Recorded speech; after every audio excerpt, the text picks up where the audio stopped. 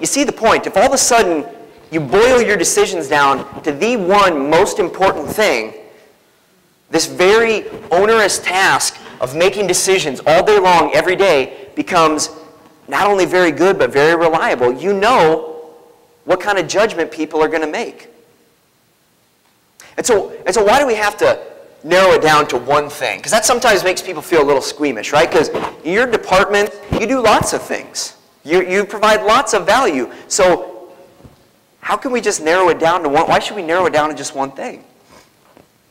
And the answer, I think comes from an ethics professor at the Harvard Business School. Once said that, the common mistake that we make with decision making is that we assume that the toughest choices are between right and wrong. And in fact, that's not true. In fact, the toughest choices are actually those between right and also right. And isn't that true? I mean, we're all smart, decent, ethical people. We barely give the wrong choice a second thought.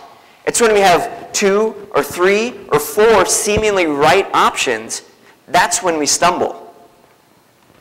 Right? Do we protect the budget, or do we give our constituents exactly what they're asking for? Both answers could be right, unless you've clearly identified what is the most right in every situation. And that's why it can't be 8 strategic objectives and 4 guiding principles and 6 core values that are guiding your decisions. You have to have one trump card above all else that can never be compromised, never be conflicted with.